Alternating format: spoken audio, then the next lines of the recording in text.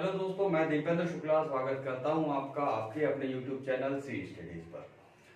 जैसा कि हमने पिछले वीडियोस में डिस्कस किया था कि इंग्लिश का बेसिक सिंटेक्स क्या होता है, किस प्रकार से हम सेंटेंस को फॉर्म कर सकते हैं, बना सकते हैं। आज हम देखेंगे कि टेंस के आधार पर सेंटेंसेस का प्रिपरेशन किस प्रकार से किया जाता है, वो कौन से रूल्स होते हैं जिन्हें हमें किसी भी सेंटेंस को बनाते समय फॉलो करना होता है। तो आइए स्टार्ट करते हैं। आज का अपना टॉपिक है टेंस।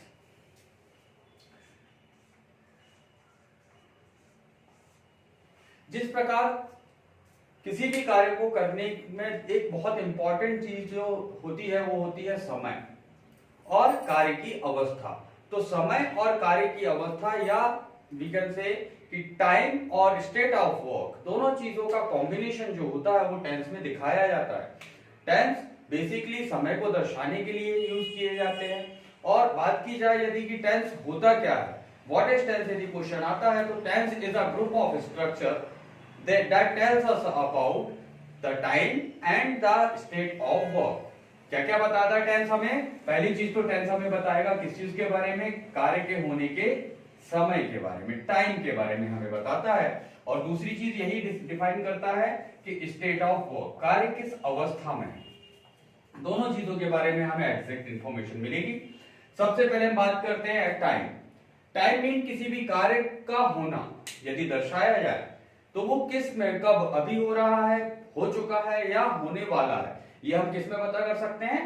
टेंस में पता कर सकते हैं। जैसे मैं आम खाता था, तो मैंने जब कहा कि मैं आम खाता था तो वो किस में हो गया? पास्ट टेंस में हो गया। मैं आम खा रहा हूं तो वो हो जाएगा प्रेजेंट टेंस में। और मैं आम खाऊंगा तो वो हो गई भविष्य की बात। ये तीनों अलग अलग टेंस है, तीन अलग अलग प्रकार से टाइम को बांटा गया है। तो टाइम के आधार पर टेंस कितने प्रकार के होते हैं? तीन प्रकार के। सबसे पहला होता है प्रेजेंट टेंस, सेकंड होता है पास्ट टेंस और तीसरा होता है फ्यूचर टेंस। अब स्टेट के आधार पर, कार्य की अवस्था के आधार पर टेंस कितने प्रकार के होते हैं? कार्य की अवस्था के आधार पर टेंस चार प्रकार के होते हैं। कार्य की मुख्यतः चार अवस्थाएं होती हैं। सबसे पहला कार्य का होना वर बताया जाए, लेकिन कार्य के पूर्ण होने से संबंधित कोई जानकारी यदि ना मिले तो वो कहा जाता है इंडेफिनिट टेंस। सो इसे हम सिंपल या इंडेफिनिट के नाम से भी जानते हैं।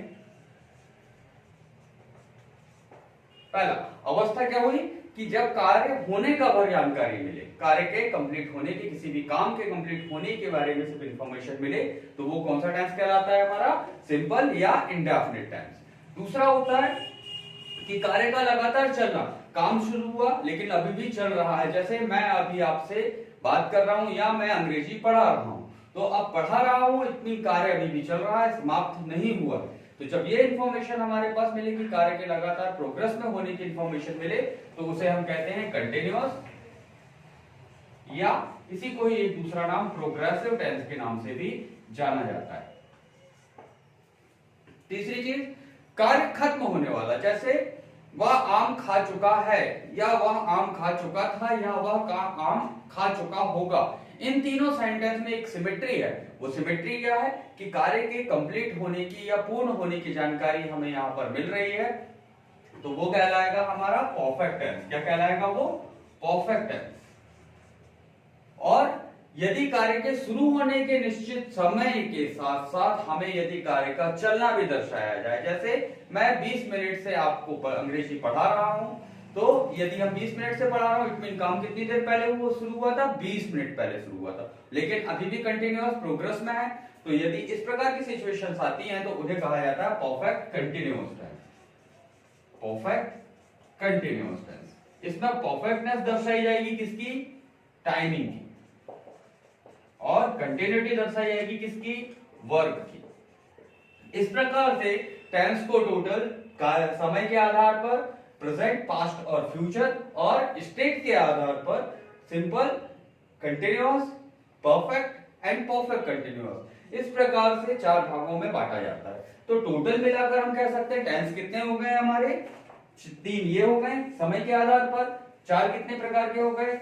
स्टेट के आधार पर। तो इन दोनों में यदि मल्टीप्लाई करें तो टोटल टेंस के कितने स्ट्रक्चर्स बनेंगे हमारे? बेसिक स्ट्रक्चर 12 स्ट्रक्चर्स के आधार पर हम टेंस को पढ़ेंगे। अब बात करते हैं टेंस में सबसे पहले क्या है। टेंस में सबसे पहले जैसे यहां पर मैंने लिखा हुआ है प्रेजेंट टेंस, तो फर्स्टली हम प्रेजेंट और इंडेफिनिट या प्रेजेंट सिंपल या प्रेजेंट इंडेफिनिट के कॉम्बिनेशन के बारे में बहुत अच्छे से। चलिए दोस्तों, तो आप सबसे पहले देखते हैं प्रेजेंट इंडेफिनिट टेंस।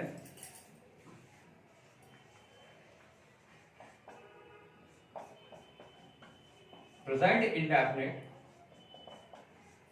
इसे हिंदी में कहा जाता है साधारण वर्तमान काल या अनिश्चित वर्तमान काल भी कहा जाता है। इसके यदि हम हिंदी में आइडेंटिफिकेशन देखें कि हिंदी के किस प्रकार के वाक्यों को हम इस टेंस के स्ट्रक्चर की हेल्प से यदि कन्वर्ट या ट्रांसलेट कर सकते हैं, तो हम उनकी आइडेंटिफिकेशन के बारे में डिस्कस करें। तो जिन सेंटेंसेस के अंत में सामान्यतः ता है, ती है, ते हैं, ता हूं और ते हो, इस प्रकार के यदि शब्द आते हैं तो उन टेंसेस को हम किसके अंदर कंसीडर करेंगे? प्रेजेंट इंडेफिनिट टेंस के अंतर्गत कंसीडर करेंगे। जैसे एग्जांपल, वह आम खाता है, वह आम खाती है, हम आम खाते हैं, मैं आम खाता हूं, तुम आम खाते हो। इस प्रकार के वाक्य सारे किसमें कंसीडर करेंगे? प्रेजेंट इंडेफिनिट टेंस के अंतर्गत आते हैं। अब बात करते हैं, जैसा मैंने स्टार्टिंग में आपको बताया था कि tense is a group of structures that tells us about the time and the state of work. So tense क्या है? स्ट्रक्चर्स का एक समूह है, तो डेफिनेटली इस टेंस में कोई ना कोई स्ट्रक्चर तो हमें फॉलो करना होगा। तो उस स्ट्रक्चर को हम क्या कहते हैं, उसके बारे में देख लेते हैं कि स्ट्रक्चर इसका जो रहेगा वो रहेगा subject plus helping verb plus verb plus object. ये हमारा था बेसिक स्ट्रक्चर। अब इस बेसिक स्ट्रक्चर में यदि हमें प्रेजेंट इंडेफिनिट में कन्वर्ट करना है, तो प्रेजेंट इंडेफिनिट में कन्वर्ट करने के लिए प्रेजेंट इंडेफिनिट की कोई डेफिनेट हेल्पिंग वर्ब हम नॉर्मल सेंटेंस में, सामान्य सेंटेंस में उपयोग नहीं करते हैं। इसीलिए हम क्या करेंगे, अब जब हेल्पिंग वर्ब ना हो, तो मैंने लास्ट टाइम भी आपको बताया था कि यदि हेल्पिंग वर्ब के एब्सेंस होता है किसी सेंटेंस में, तो हेल्पिंग वर्ब के भी सारे काम किसके द्वारा? वर्ब के द्वारा किए जाते हैं। तो यहां पर हो जाएगा वर्ब का फर्स्ट फॉर्म प्लस एस या ईएस या आईईएस। ठीक है, तो अब पूरा स्ट्रक्चर हमारा क्या बन गया?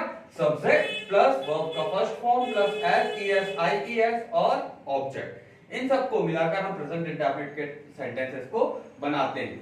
अब बात करते हैं, यहां पर सिर्फ कंफ्यूजिंग एक चीज दिख रही है, ये क्या है? वर्ब में वर्ब का first form plus s es IES.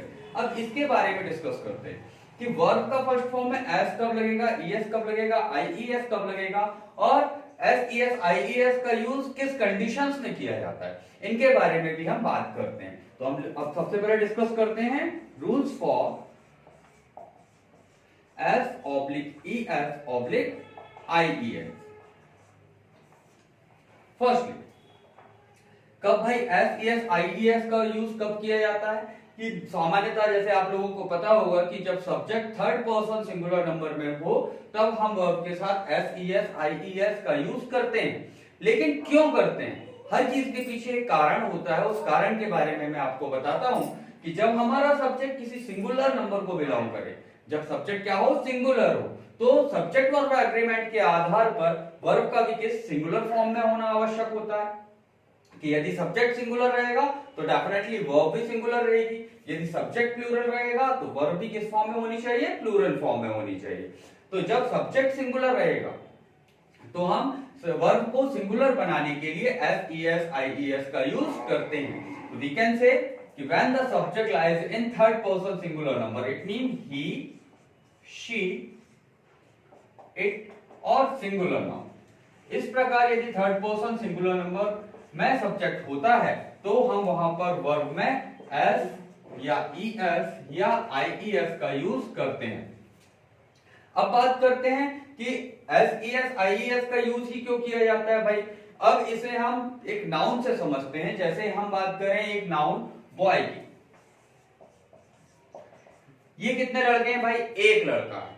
इसे यदि हमें अनेक बनाना है या इसका प्लूरल नंबर में कन्वर्ट करना है, तो सामान्यतः हम क्या करते हैं? इसमें एस ईएस आईईएस को लगा देते हैं। तो क्या हो गया भाई? बॉय का प्लूरल बॉयज हो गया। लेकिन यदि इसी प्रकार से हमें वर्ब दी जाए, वर्ब लाइक प्ले,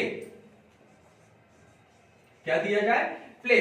तो जो प्ले होगा, वर्ब जो अपने नेचुरल फर्स्ट फॉर्म में होती है वो हमेशा किस फॉर्म में होती है? प्लूरल में होती है, सिंगुलर में नहीं होती। वो किस में होती है? प्लूरल में होती है। और वर्ब को सिंगुलर बनाने के लिए इसका जस्ट अपोजिट, नाउन का जस्ट अपोजिट रिएक्शन ये होता है कि यदि वर्ब नॉर्मल फॉर्म में दी हुई है, अपने फर्स्ट फॉर्म में दी हुई है, तो वो किस में रहेगी? प्लूरल में। उसे हमें सिंगुलर में कन्वर्ट करने के लिए वर्ब में एस, ईएस या आईईएस को लगाना होता है। तो अब ये वर्ब किस फॉर्म में हो गई? सिंगुलर फॉर्म में हो गई। और नेचुरल जो दी हुई थी वो किस फॉर्म में थी? प्लूरल फॉर्म में थी। ओके, सो वर्ब में एस, ईएस, आईईएस क्यों लगाया जाता है? क्योंकि वर्ब का जो फर्स्ट फॉर्म होता है वो हमेशा प्लूरल में होता है और उसमें एस, ईएस, आईईएस को लगाकर हम उसे अपने सिंगुलर फॉर्म में कन्वर्ट करते हैं। क्लियर है? कब लगेगा एस, ईएस, आईईएस? जब हमारा सब्जेक्ट ही, शी, इट या कोई सिंगुलर नाउन होगा, या in short we can say when the subject lies in third person singular number we use s, es, ies with the verb. अब बात करते हैं, यहां पर तीन चीजें हैं। एस, या तो एक बार में एस ही लगेगा, या फिर ईएस का यूज करेंगे, या फिर आईईएस का यूज करेंगे। तो एस का यूज हम कब करते हैं? कि जब when the verb ends with a consonant or e, किससे एंड होनी चाहिए? when the verb ends with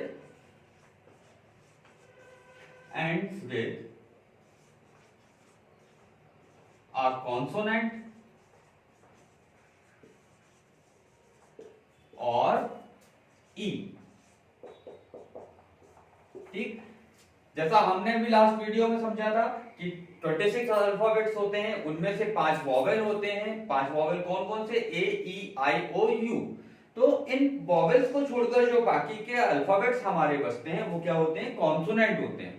तो यदि कॉन्सोनेंट से एंड हो या ई से एंड हो, इट मीन इनका अंतिम अक्षर या तो कॉन्सोनेंट होना चाहिए या फिर ई होना चाहिए। इन दोनों स्टेट पर हम वर्ब के साथ किसका यूज करेंगे भाई? एस का यूज करेंगे। इसके एग्जांपल्स देख लेते हैं। जैसे मैं यहां पर एक वर्ब लिख रहा हूं, ये है टेल।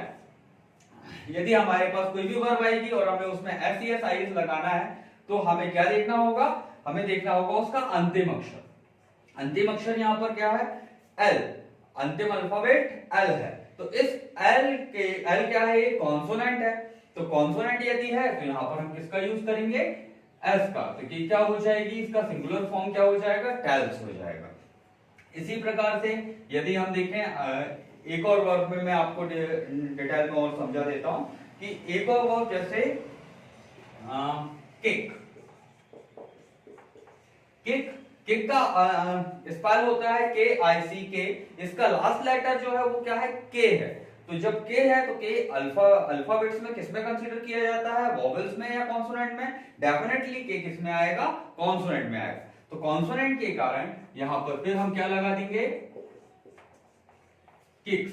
सिर्फ एस का यूज करेंगे। एक और वर्ब जैसे मैंने ई के लिए लिखा था, तो वर्ब होती है कम। कम का लास्ट लेटर क्या होता है भाई? ई। ई इज अ वॉवेल, लेकिन यहां पर हमने रूल में लिखा हुआ है कि ई के साथ किसका यूज करना है? एस का यूज करना है। तो ये क्या हो जाएगा? कम्स हो जाएगा। क्लियर? तो ये रूल समझ में आया दोस्तों कि जब हम किसी भी वर्ब का अंतिम अक्षर देखेंगे, जब हमें एस, ईएस या आईईएस में उसे लगाना है या वर्ब को सिंगुलर फॉर्म में कन्वर्ट करना है, तो हम देखेंगे उसका अंतिम अक्षर। यदि अंतिम अक्षर की कोई कॉन्सोनेंट हो, जैसे यहां पर एल आया था, यहां पर के आया था, या ई हो, तो इस सिचुएशन में हम किसका यूज करेंगे? एस का यूज करेंगे। ठीक है?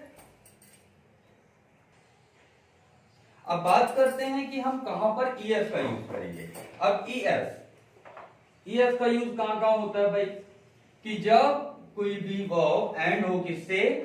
कोई भी वॉवेल से, ए, आई, ओ, यू। ई को यहां पर हमने छोड़ दिया है क्योंकि ई को हमने किस रूल में ले लिया था? एस के लिए ले लिया था। अब जब हम बात करते हैं ईएस की, तो वर्ब का अंतिम अक्षर क्या होना चाहिए? ए, आई, ओ, यू या डबल एस, SH, CH और X। इनमें से कोई एक शब्द या कोई एक अक्षर या कोई एक कंडीशंस हमें वर्ब के एंड में मिलनी चाहिए।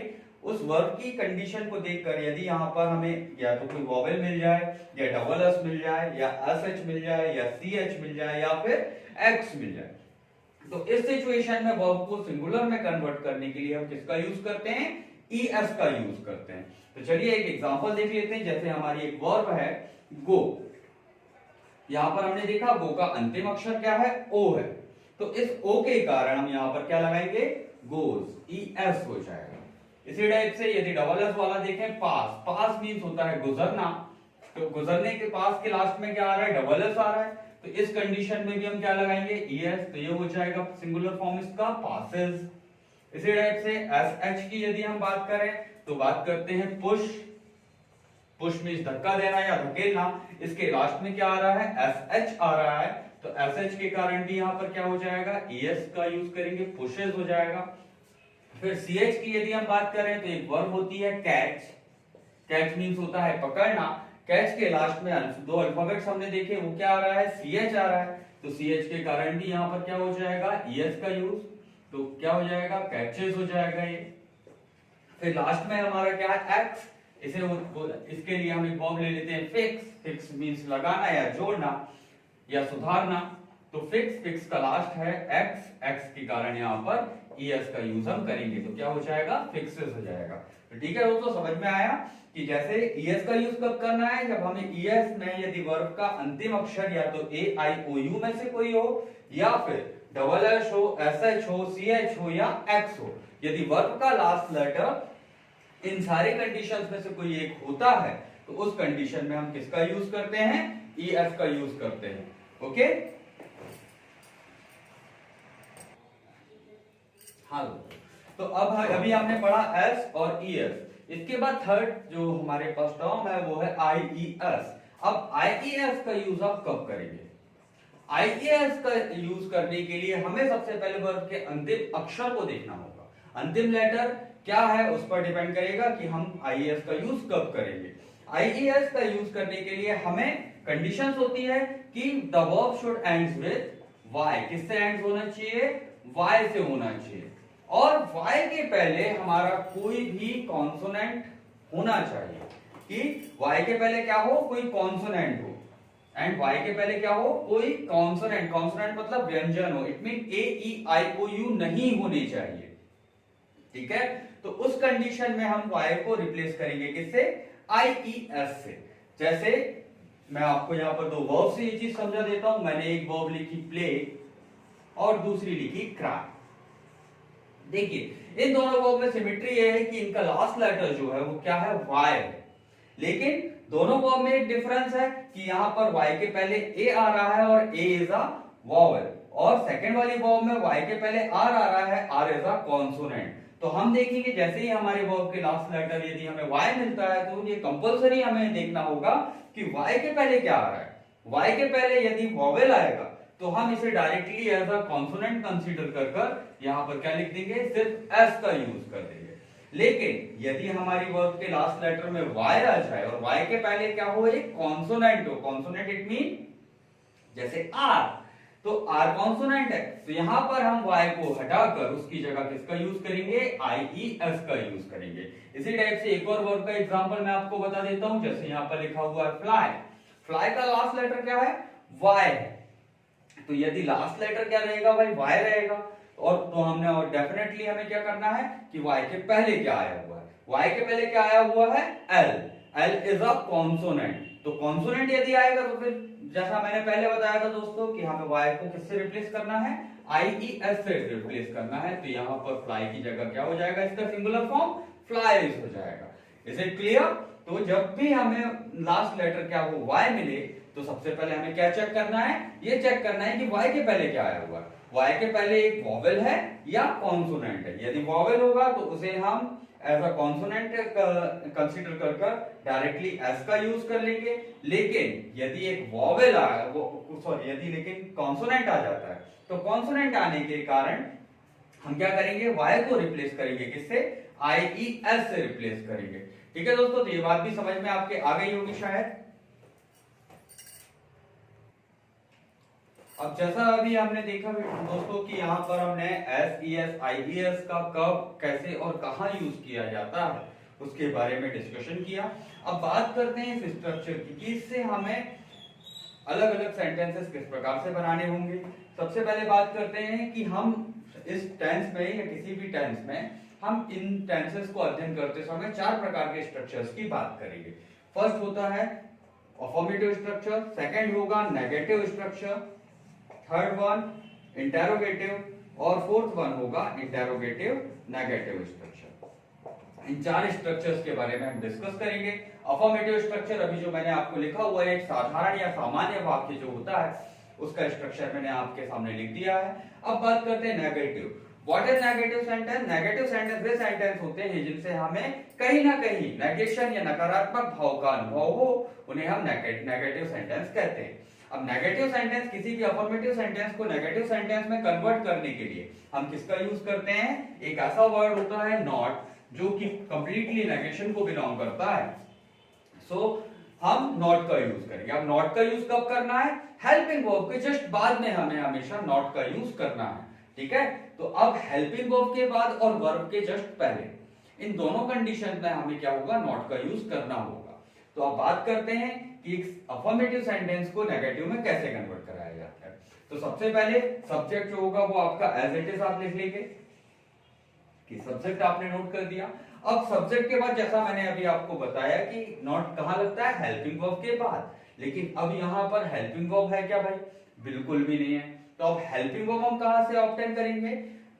इंग्लिश में दो ऐसी वर्ब्स होती हैं जिन्हें हम कहीं भी यूज कर सकते हैं। एक पहली वर्ब होती है बी और सेकंड वर्ब होती है डू। ओके, सो हम यहां पर डू को लेंगे, बी को यहां पर नहीं लेंगे। ये डू उसी प्रकार का होता है जैसे हम मैथ्स में यूज करते हैं x मल्टीप्लाई बाय 1। इससे x की कोई वैल्यू में चेंज हुआ?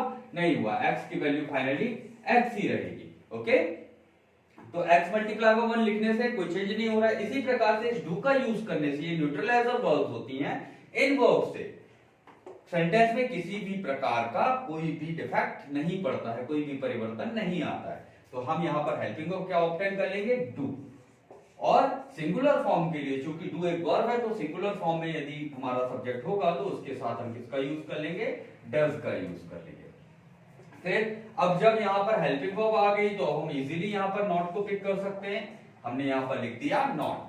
अब नॉट के बाद चूंकि हमने यहां पर हेल्पिंग वर्ब का यूज कर लिया तो वर्ब के पास जो कुछ भी फंक्शंस थे हेल्पिंग वर्ब के वो वर्ब के पास नहीं रहेंगे।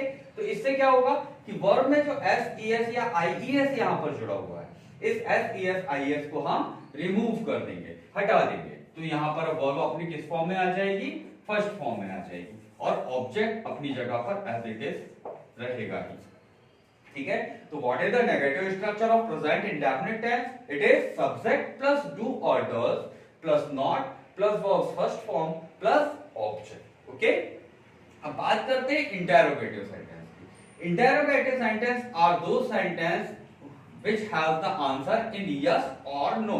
जैसे क्या आप आम खाते हैं? तो आप बोलेंगे हां या ना। क्या आप पढ़ाई करते हैं? तो आप बोलेंगे हां या ना। That is sufficient answer. तो जब हमारे किसी भी प्रश्न का उत्तर हां या ना में हो तो उसे कहा जाता है interrogative sentence. Okay, interrogative sentence. अब इंटेरोगेटिव सेंटेंस की आइडेंटिफिकेशन या पहचान या कैसे फॉर्म किया जाता है? Interrogative sentence always start with a helping verb. किससे स्टार्ट होते हैं? हेल्पिंग वर्ब से ये सेंटेंसेस स्टार्ट होंगे। इंटेरोगेटिव सेंटेंस को स्टार्ट करने के लिए हमारे पास क्या होनी चाहिए? एक हेल्पिंग वर्ब होनी चाहिए। अब हेल्पिंग वर्ब जैसे हमने यहाँ पर ऑब्टेन की थी डू या डज, इसको उठाकर सामने ले आएंगे तो हमारा नया सेंटेंस किससे स्टार्ट हो जाएगा? डू या डज से स्टार्ट हो जाएगा। फिर सब्जेक्ट अपनी जगह एज इट इज रहेगा, प्लस वर्ब अपने फर्स्ट फॉर्म में ही रहेगी, प्लस ऑब्जेक्ट का यूज हम कर लेंगे। और चूंकि प्रश्न पूछने का कार्य किया जा रहा है तो लास्ट में हम एक क्वेश्चन मार्क का भी यूज कर लेंगे। क्लियर है? तो what is the interrogative structure of present indefinite tense? That is do और does plus subject plus verb first form plus object. Okay, now we will discuss about interrogative negative. क्या आप आम नहीं खाते? प्रश्न तो पूछा जा रहा है, साथ ही साथ ये भी बताया जा रहा है कि नेगेशन के साथ हम प्रश्न को पूछ रहे हैं, किसी भी नकारात्मक भाव के साथ हम प्रश्न को पूछ रहे हैं। तो इस कंडीशन में सेंटेंस को क्या कहा जाएगा? इंटेरोगेटिव नेगेटिव सेंटेंस कहा जाएगा। अब इंटेरोगेटिव नेगेटिव सेंटेंस कैसे बनेंगे भाई? डू और डज का तो यूज हम करेंगे ही करेंगे, क्योंकि ये हमारी हेल्पिंग वर्ब होती है और हेल्पिंग वर्ब से ही इंटेरोगेटिव स्टार्ट होता है। लेकिन अब इंटेरोगेटिव सेंटेंस बनाने के लिए हमें, इंटेरोगेटिव नेगेटिव बनाने के लिए हमें नॉट का होना भी कंपलसरी है। तो नॉट का यूज हम कहां करेंगे भाई? मैंने आपको पहले भी प्रॉपर्टीज बताई थी कि हेल्पिंग वर्ब के बाद या वर्ब के पहले हम नॉट का यूज करते हैं। तो अब हेल्पिंग वर्ब तो उठाकर हमने सामने ले आए, तो अब किसका यूज करेंगे? कहां वर्ब का यूज, नॉट का यूज करेंगे हम वर्ब के जस्ट पहले। तो इंटेरोगेटिव सेंटेंस में क्या हो जाएगा? डू या does plus subject plus not plus verb first form plus object. Okay दोस्तों, तो हम ये समझ सकते हैं कि जब हमारा इंटेरोगेटिव सेंटेंस हम बनाते हैं तो वो हमारा अफर्मेटिव सेंटेंस से बनता है कि हमने यहाँ से हेल्पिंग वर्ब को ऑब्टेन की और सामने लाकर रख दी, तो हमारा एक पूरा अफर्मेटिव इंटेरोगेटिव सेंटेंस बन जाएगा।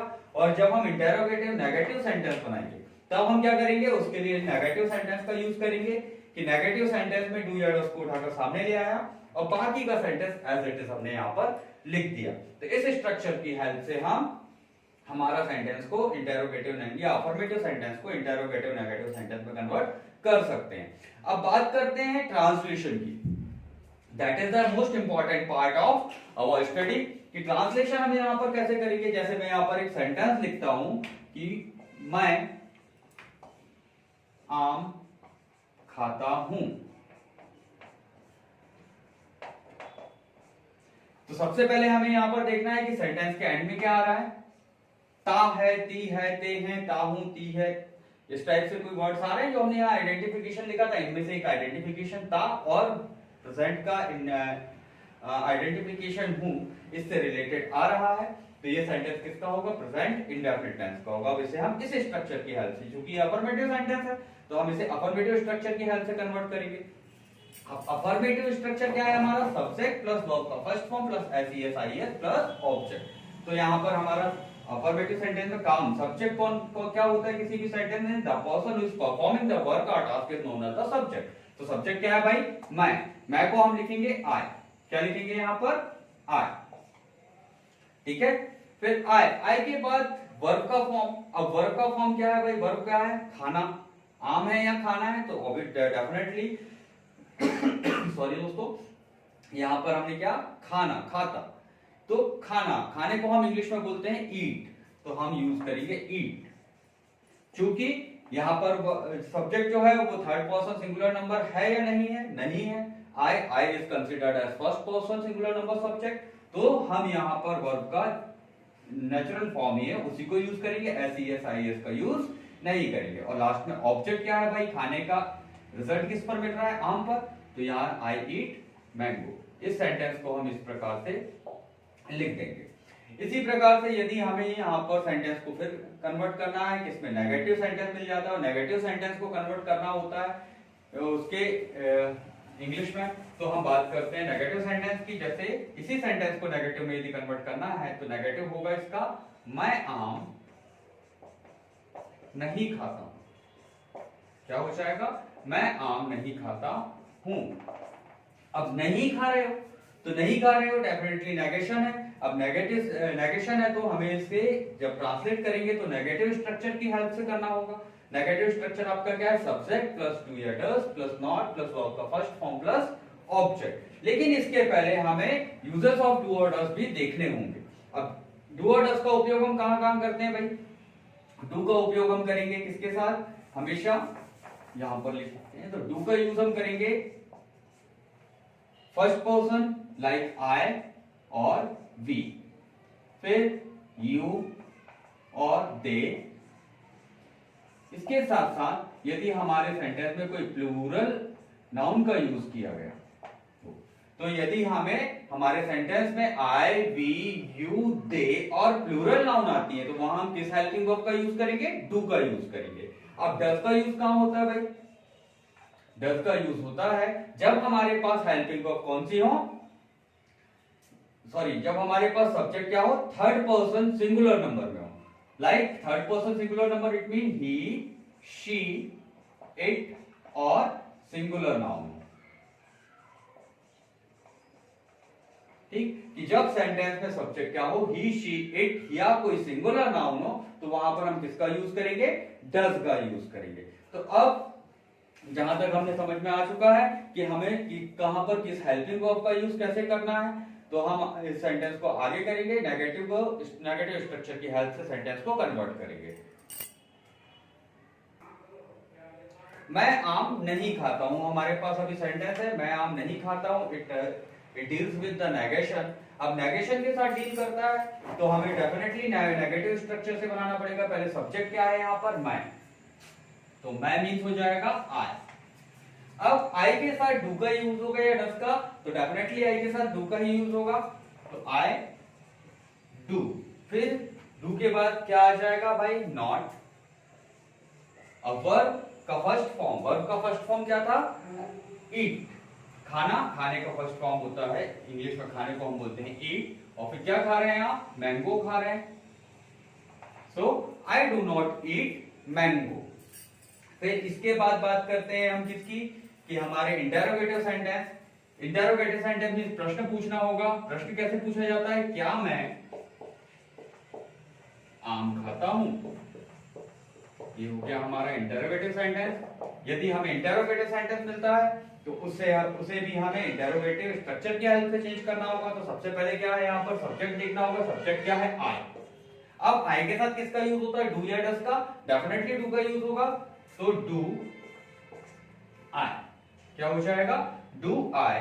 अब वर्ब का फर्स्ट फॉर्म ईट, फिर मैंगो। ओके, तो हमारा इंटेरोगेटिव सेंटेंस क्या हो जाएगा, डू आई ईट मैंगो। और लास्ट में क्या हो जाएगा, किसका यूज करना है कंपल्सरीली दोस्तों, क्वेश्चन मार्क का, क्योंकि किसी भी क्वेश्चन हो या इंटेरोगेटिव सेंटेंस हो उसका एंड हमेशा किससे होता है, क्वेश्चन मार्क से ही होता है। इसके बाद बात करते हैं इंटेरोगेटिव नेगेटिव। तो इसे हम हिंदी में कहेंगे, क्या मैं आम नहीं खाता हूं।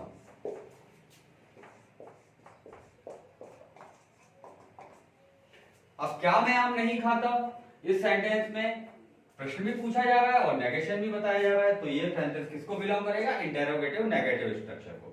तो हमारा सबसे पहले हमें सब्जेक्ट लिखना होगा। सब्जेक्ट क्या है, आई। अब आई के साथ फिर से डू का यूज होना है, तो सेंटेंस किससे स्टार्ट हो जाएगा, डू। डू या डज में से डू को हमने चूज कर लिया, डू आई, फिर नॉट, फिर वर्ब का फर्स्ट फॉर्म ईट, और ऑब्जेक्ट क्या है, मैंगो, ठीक, और लास्ट में आ जाएगा question mark. So do I not eat mango, it is the interrogative negative sentence. Okay, so इस स्ट्रक्चर की हेल्प से हमें इसे बनाना होगा। ठीक है दोस्तों, तो समझ में आया कि कब हम अफर्मेटिव स्ट्रक्चर का यूज करेंगे, कब हम नेगेटिव का यूज करेंगे, कब हम इंटेरोगेटिव का यूज करेंगे और कब हम इंटेरोगेटिव नेगेटिव सेंटेंस का यूज करेंगे।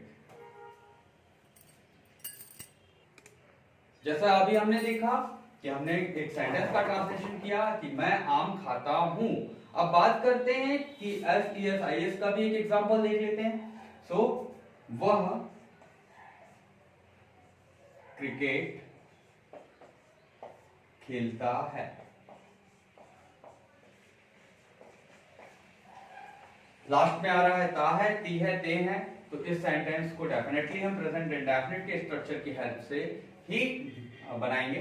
अब प्रेजेंट इंडेफिनिट का अफर्मेटिव स्ट्रक्चर, जैसा ये सेंटेंस अफर्मेटिव है तो अफर्मेटिव स्ट्रक्चर क्या होता है, सब्जेक्ट प्लस वर्ब का फर्स्ट फॉर्म प्लस एस या ईएस या आईईएस प्लस ऑब्जेक्ट। इस स्ट्रक्चर की हेल्प से बनाएंगे। तो अब इस स्ट्रक्चर में देख लेते हैं। सब्जेक्ट क्या है, वह मींस ही। अब वर्ब का फर्स्ट फॉर्म, तो पहले वर्ब का फर्स्ट फॉर्म लिख देते हैं, वो होता है ईट, सॉरी क्रिकेट खेलता है, खेलना, खेलने को बोला जाएगा प्ले, ही प्ले। अब वर्ब जब थर्ड फॉर्म में है, वो सॉरी सब्जेक्ट जो है वो थर्ड पर्सन सिंगुलर नंबर है, तो इस third person singular number subject के साथ वर्ब में SES का यूज हमें करना है। तो हमें करना होगा, अब हम देखेंगे last letter of the verb क्या है, Y, और Y के पहले क्या है, एक वॉवेल AY है, सो A इज अ वॉवेल। तो जब A होता है या Y के पहले कोई वॉवेल आ जाता है तो हम Y को क्या कॉन्सोनेंट कंसीडर करके उसमें डायरेक्टली S का यूज कर देते हैं। तो ही प्लेज, और क्या खेल रहे हैं आप, क्रिकेट, सो वो हमारा हो जाएगा ऑब्जेक्ट। ओके, जैसे अभी ये बन गया ही प्लेज क्रिकेट। अब ही प्लेज क्रिकेट एक अफर्मेटिव था, इसी का यदि हमें नेगेटिव में देखना हो तो वह क्रिकेट नहीं खेलता है।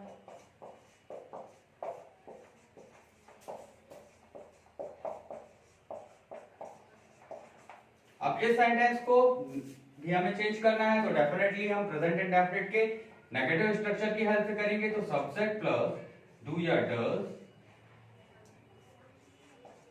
प्लस नॉट प्लस वर्ब का फर्स्ट फॉर्म प्लस वर्ब का फर्स्ट फॉर्म प्लस ऑब्जेक्ट, ये होता है हमारा नेगेटिव स्ट्रक्चर। अब नेगेटिव स्ट्रक्चर की हेल्प से इसे बनाएंगे तो व्हाट इज द सब्जेक्ट, वह मींस हो जाएगा ही।